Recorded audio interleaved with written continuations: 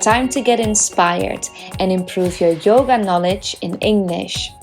You're listening to Your Yoga in English, a podcast for yogis and yoga teachers that speak English as their second or third language and want to practice or teach yoga worldwide. I'm Annie, the founder of Enga Unite, and here to guide you on the way to become the confident and knowledgeable English-speaking yogi you want to be. Hello! Today we're going to speak about how to choose a yoga teacher training or how to choose a continuing education course. So whether you're a yoga teacher already or maybe considering taking a yoga teacher training, today we're going to speak about tools, tips and some journal questions to reflect on before you choose your training. If you have any questions you would like to get an answer to, send them in the comments and I'm going to reply to them during or after the chat. So whether you're already a yoga teacher or you are considering doing a training, we're going to speak about tools and journal questions to reflect on before you choose your training. As you may have seen, the yoga industry is booming. It's growing faster than ever. And if I look at my social media on Facebook or on Instagram, it seems as if everyone is a yoga teacher. Everyone is practicing at the very least. And there's a lot of courses and trainings out there. So it can feel a little bit overwhelming. If you're feeling that way, let me know. I'm interested. And if you're actually considering doing a training at the moment, let us know as well. Let us know what you're interested in, what's on your path or maybe on your mind right now. So as I said, the options are uncountable. It can feel a little bit overwhelming. And over the past years, I've taken about 5 trainings and really went into this with some thought. I have asked around a lot and now have been asked by you guys a lot as well. Like, what do I need to consider when I choose a training or a course? And the answer is that there's no size fits all. There is not one answer to this. It really depends on your personal needs, on the path that you want to go, on your purpose, and where you see yourself in the future, where your interests are. And I'm thinking that when we do choose a training, it's very, very important that we have support along the way, maybe even before already, and especially after, because during your training, you're learning a lot. There's a lot of new knowledge. There's a lot of things that you need to make your own, that you need to practice and read again and listen to again, maybe see other people doing. But it's after your training or after the course where it really starts and you are putting it into practice. So there's a few things to consider. It's something that we do here at Enga as well. We offer support for people that are going through the process of choosing a training, then actually do that training and offer support afterwards. So if you're here and you are considering doing a training, tell me, what are you guys interested in? What is on your mind? What training do you have in mind? What is something that you're considering? Let's go through the tools. Let's go through all the things that we should think of or maybe consider before choosing. Let's have a little bit of a brainstorm. So ask yourself what you really like the most, where you see yourself in the future, what your plans are, and what your values are as a teacher. These are different for everyone and there's no right or wrong. This really depends on your experience. It depends on what you find important, what you need as a student, and what you want to display or help your students with. For example, for me, I've already mentioned it, but support is a really, really big one. I do believe that when we go through this learning process, we need support, we need accountability, someone that we trust and feel comfortable with, that we are allowed to make mistakes and learn from them, but also that we feel comfortable enough to ask questions when we do not understand something or it doesn't straight away make sense to you. But this could be different for you. So think about what you find important in a teacher and how you want to show up for your students.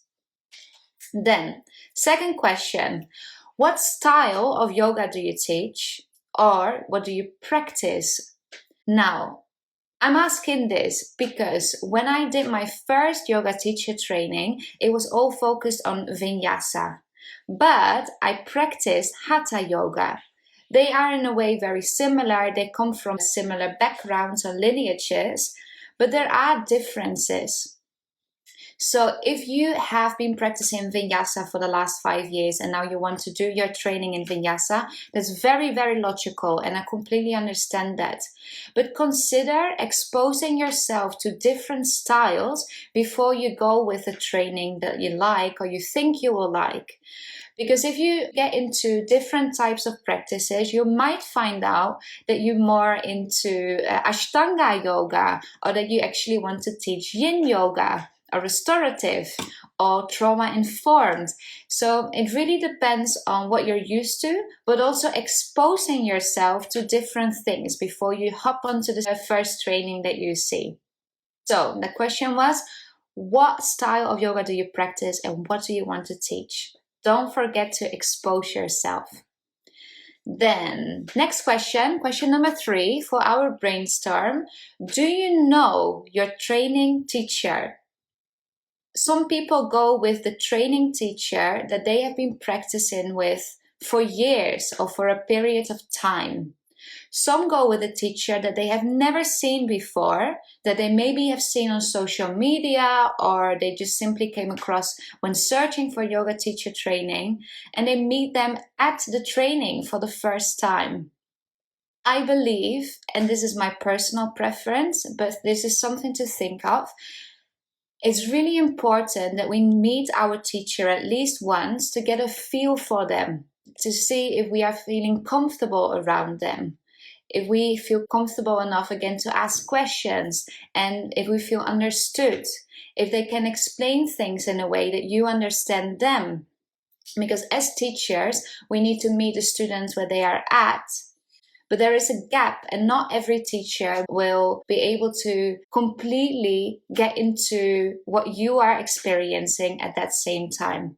There's nothing wrong with this. That doesn't make you a bad or a good student or a bad or a good teacher, but there's just a different click that you have with people. So see if you feel a type of connection, see if you feel comfortable, see if you don't feel intimidated. See if you feel that you can, like I said, ask questions, make mistakes, and grow and learn from them. A question that's very similar to this one, but ask yourself as well, do you want your training to have one teacher only, which is the case sometimes, or would you like a group of teachers? I believe that 2, no more than 1. And it could be very helpful to hear similar information from different teachers. Not because one is better than the other or because one has more knowledge than the other, but you have a certain click with someone, or maybe the way someone explains it to you straight away sinks in, whereas if someone else explained it the exact same way, but maybe different wording, it doesn't straight away make sense to you. It also gives you the opportunity to look at things from different perspectives, to look at it from a different eye or from different experiences. So think about if you want your training to have one teacher only, or if you would like a group of teachers that can help you. Another important thing is the time that you want to spend or that you are willing to spend on your actual training. And this really, really, really varies. This is really depending on you, but also the training that is available. You will see that there are trainings of a week, 3 weeks, a month, or months, maybe even a year. Think about what suits you and how much time you normally take to understand something and give meaning to something.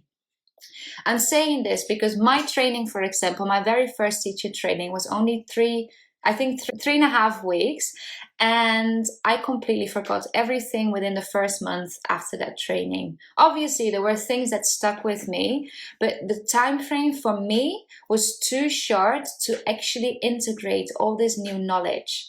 I didn't have time enough to practice. I didn't have time enough to really let it make sense to me, or to even see it in practice with other people. So think about for yourself, what time do you have available?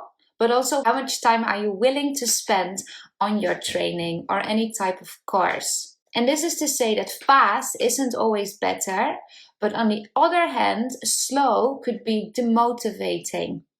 It really depends on your learning style, and it really depends on how much time you have available.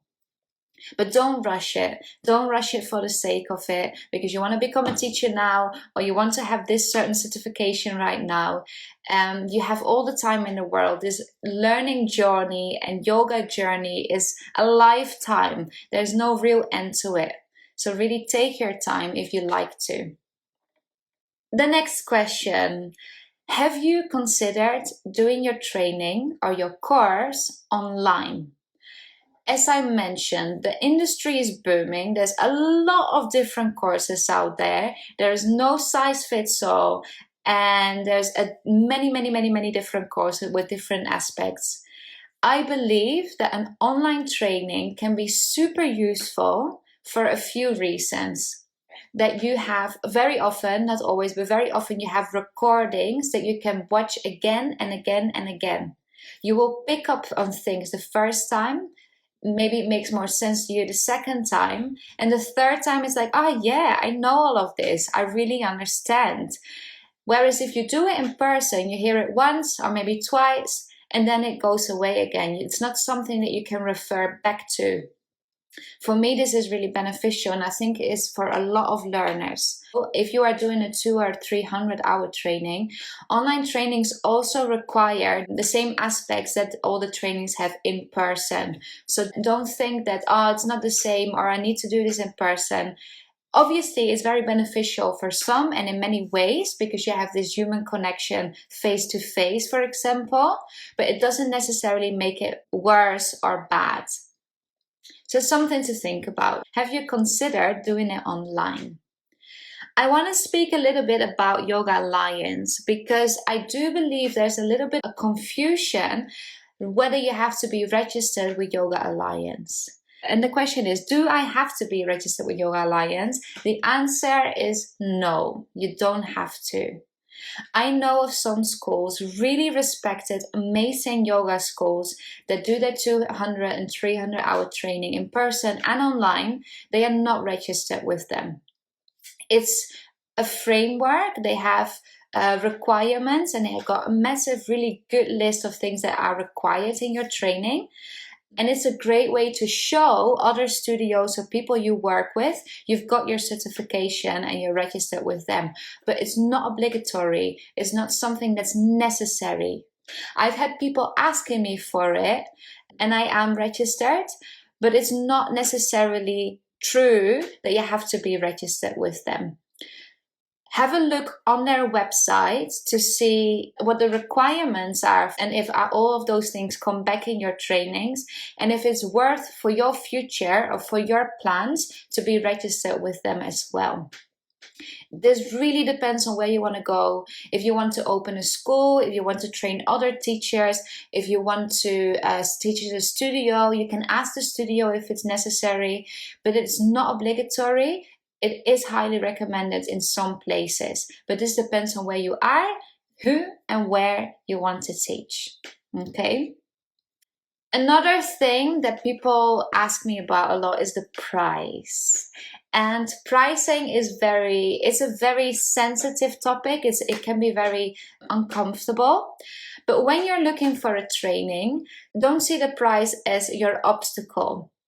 And I'm saying this because very often we look at something and it looks like a lot of money that we're investing in one go, but it's an investment in your professional, but also your personal development. It's an investment in education, which really is super valuable. So don't think that a lower price frame necessarily is bad or worse, or a higher price is too much. It really depends on your needs, your desires, again, the path that you want to take, the people that you want to teach, and your connection with the school. Because higher price courses can give you a lot of support. They are really out there for you, and you've got private sessions, for example. Lower prices can mean that there's a lot of other students. It doesn't mean that the course is bad. So this comes all back to the first questions.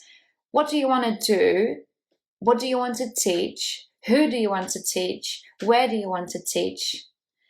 All of this, like I said, in regards to the price, all of this is really an investment in your future, in your professional career, in your professional development. And these are things that we should think through before we just hop on the first course because it's convenient, because it gives you a certification, because you can't be bothered looking for other courses. Really put some thought in this and see if it works for you, if it feels good, if this is what you need. And as I said at the start of this chat, I really hope that you can find a training in which you feel supported. This is something I really lacked in mine, in my first training, not so much in the others, but in my first training. And I really, really, really value. But look at your own values. What do you find important? What are your needs?